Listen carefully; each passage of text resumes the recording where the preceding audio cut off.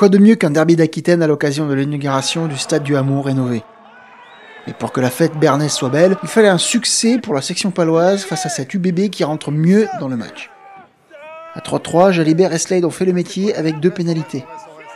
Le match est serré car les défenses sont très efficaces et parce que les deux équipes abusent du jeu au pied de pression pour faire craquer l'adversaire.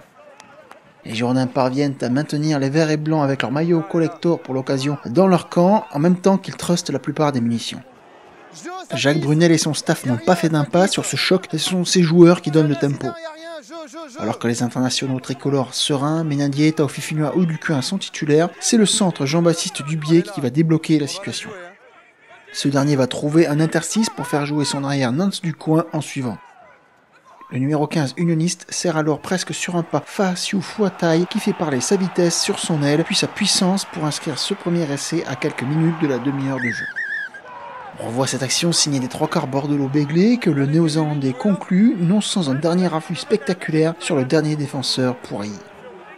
La transformation est manquée, mais Jalibert passera une nouvelle pénalité qui permet aux siens de mener 11-3. Et à quelques secondes de la pause, les joueurs de Samoan Manix reviennent peu à peu dans la partie, s'appuyant sur leur contre en touche, leur ballon porté et le jeu au sol avec Armitage en figure de proue. Sur cette action, Serein tarde à extraire sous la pression de Foley sur ce contre-ruck et les Grenats se mettent à la faute sous les yeux de l'arbitre Adrien Descotes. En manque de réussite dans ses tentatives lors de ce match, avec notamment 2 poteaux, l'ex-All Black Colin Slade va tout de même convertir cette pénalité qui réduit la marque à 11-6. Il s'agit d'ailleurs du score à la pause et le stade du Hameau attend une réaction des siens.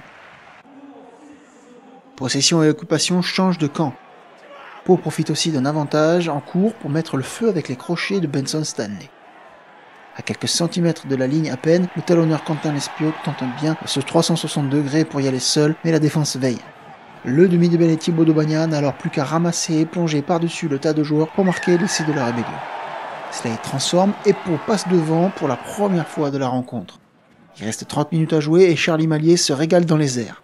Il est pas mal non plus sur terre avec ses 4 devs qui décontenancent l'adversaire. Mais après appel à la vidéo, le plaquage qu'il vient de subir de la part de Louane Goujon voit un carton jaune au 3e ligne international. On va revoir en ralenti le plaquage à l'épaule du flanqueur casqué sur le numéro 15 des Pyrénées-Atlantiques. Goujon laisse ainsi ses partenaires à 14 et sa sanction va s'avérer déterminante pour la suite de ce match serré car crucial pour la lutte en vue de la qualification en phase finale des deux équipes.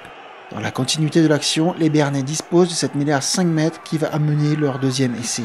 La 89 Armitage Dobagna s'en va petit côté et l'arrière Charlie Mallier profite des espaces disponibles pour marquer dans le confort malgré le retour de Lesgourd.